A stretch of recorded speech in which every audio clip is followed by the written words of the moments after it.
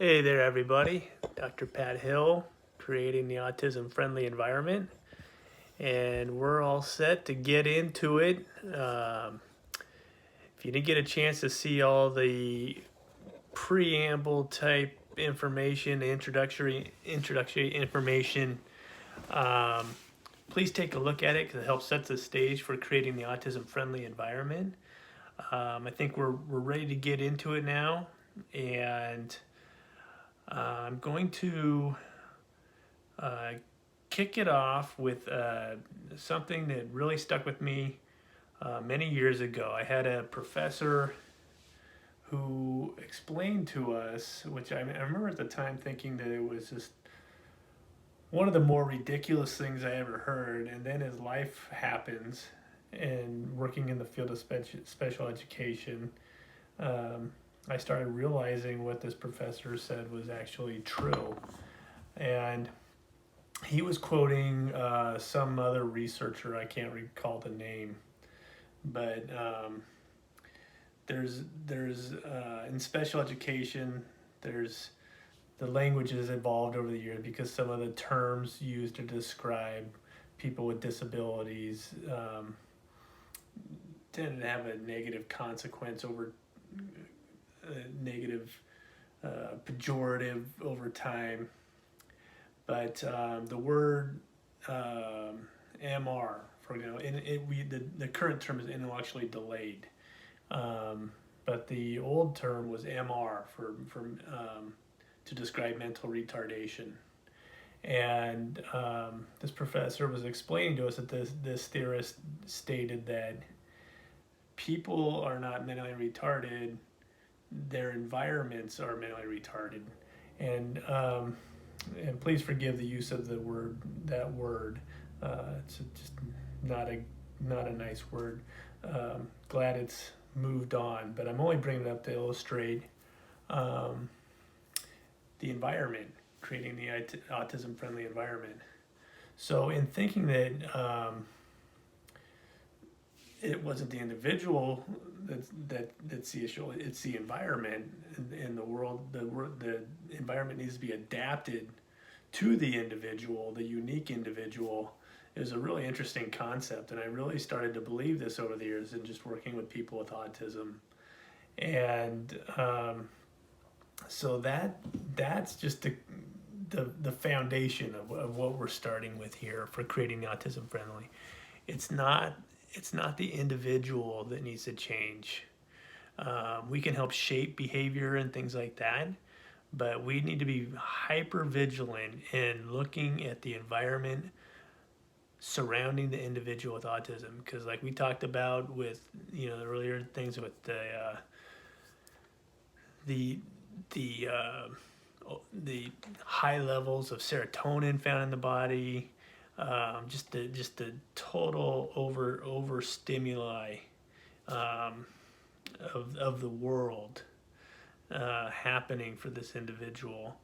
We need to take these things into account when we're trying to set the stage for a positive learning environment for people with autism.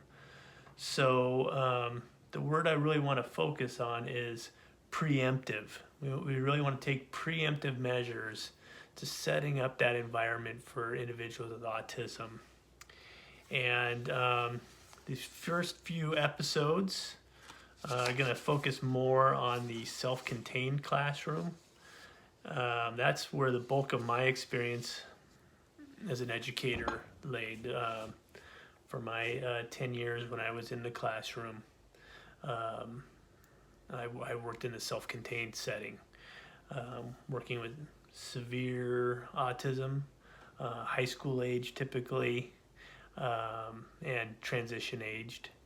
And since I was a male, I suspect I tended to receive the more physically aggressive students. Most of my students were nonverbal. So that's the lens I tend to look through first when I think of autism. But as we know, it's a very large spectrum, and so hopefully there's little tidbits you'll be able to pick up just just from everything we're gathering. So just so you know, I am a behaviorist, and I think as a behaviorist, there's some things you have to think about. You have to think about what motivates the individual, and you need to think about past experiences, so that you can gain as much student-specific knowledge as possible, to start shaping that environment, to start shaping behaviors. All right, so here's some first steps of the checklist. Schedule interviews with key participants in the student's life. Knowing the people around the student before you actually meet the student, or when you meet the student, very big. Those people have done so much trial and error that the most you can learn from them by interviewing them, and what works, what doesn't work. Oh my goodness, you're gonna shorten your learning curve. Get to know those people. Get to know the people that had the most success with the student, most importantly, and find out what worked. Okay, so create an inventory based on those interviews, and what you'd want to do is you want to take that body of knowledge, aggregate it, and that can set the stage for your reward systems. Like I said, I'm a behaviorist. I believe in reward systems, and I'm not talking about just treats. Rewards can be all kinds of things. They can be events. They can be outings. They can involve all the senses. So it's a real wide range of things. So start gathering that kind of information. I believe the greatest rewards in special education are the outings, the social rewards, the interactions with people. If you're able to zero in, because there is that withdrawal tendency for folks with autism. If there are certain people that help bring them out, that the person with autism finds to be a pleasant person to be around, working that person into the reward system is a great thing, because then one thing is you're rewarding desired behaviors to make, so of course that makes that behavior more likely to occur. But besides just being a reward, you're setting the stage for working on communication skills, social skills. So if your rewards are social in nature, win, win, win. Wins all the way around. Create an inventory of items or activities the students finds to be anxiety producing or escalating to undesired behavior. That needs to be included in your checklist, because you need to be very aware of what the individual finds off-putting, so you're not sabotaging what you're trying to get towards. So make sure you're not trying to use something as a reward. For example, we might have a social reward to work with Joe, but student does not like to work with Jane. So we wouldn't want Jane to be the social reward. And that's just an example. So be very aware of the kind of things that the student wants to avoid. As long as it's not something that's going to be a barrier to life, it might be worth it to avoid it to make gains in the classroom.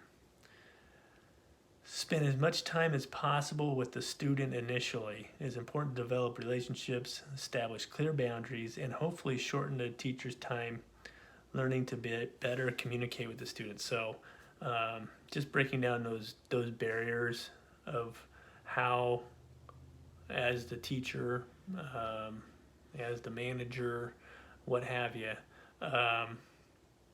that dance. Everybody has a dance that they do with people around them. So breaking down those barriers to communication and developing a rapport with the student, very important, as you're setting that stage and creating that autism-friendly environment. Because guess what? You're part of that environment. So you need to be creating that positive entity in yourself for the individual, that welcoming person in a student's life. Because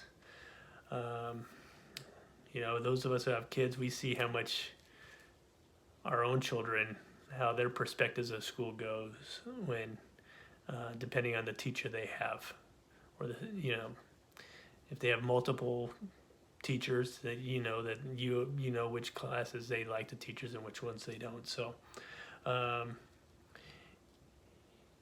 if we're talking about nonverbal individual autism, it's we need to really be mindful of that, because the individual autism often isn't able to relay that message of who they prefer to work with. So we need to figure it out. But what we definitely want to do is make sure we're one of those individuals that the student wants to be around. From the interviews and observations, determine all possible setting factors for undesirable behaviors. So it might be those places on campus. It might be transition times, when you're transitioning from one place to another, working around the system, thinking about specific individuals. If you're doing inclusion one period a day, we want to be really careful of where we're placing that student to set up success. So you want to look at those setting factors. So there could be lots of things. For example, walking by the cafeteria could be a setting factor. Could really throw the student off, where the student might fixate on something like the cafeteria. If you're able to do a different path to the classroom, you figure those things out. So be aware of setting factors that usually result in undesired behaviors, because frankly, the less often a behavior occurs, the less likely it is to we're likely to see that behavior. So got to be important to look at that. Determine both existing negative and positive target behaviors, beginning with the end in mind. So what are we trying to reduce? What behaviors are we trying to reduce? What behaviors are we trying to increase? So that sounds basic, but you'd be surprised how often that gets overlooked on the day-to-day running of a classroom. Huge. Determine and create an inventory of antecedent behaviors or precursor behaviors leading to both behaviors you want to see and behaviors you don't want to see. So those are two different lists. Antecedent behaviors for behaviors that we don't want to see. Special educators were real good at that. They might have certain tells where you're like, okay, the student's escalating. This is our intervention at this point. But there's also those positive ones where you're like, wow, okay, this is the space, this is the antecedent behavior where we see the most gains.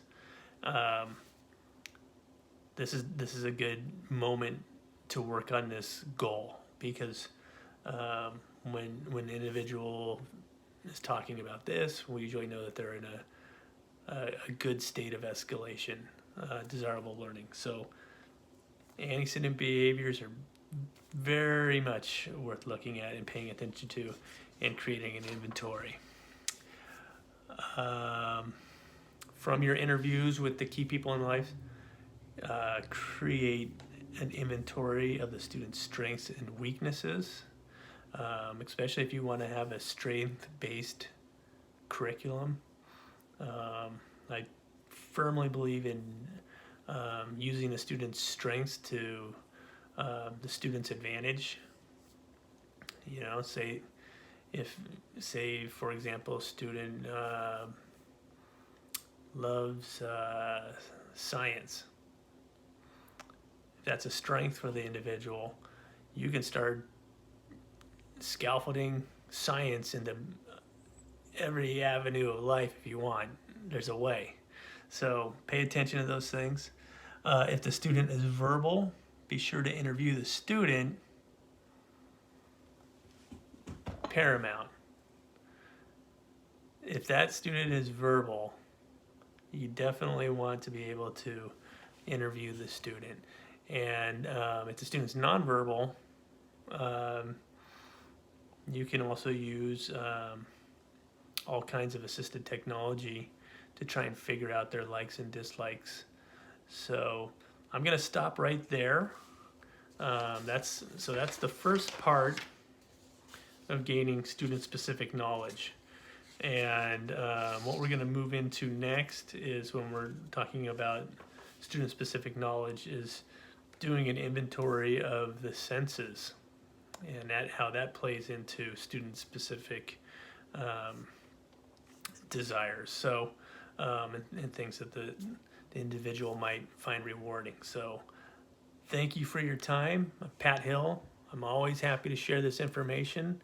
If you have any questions or comments, love to hear it. Please text or call me. I'm at 760-447-6965.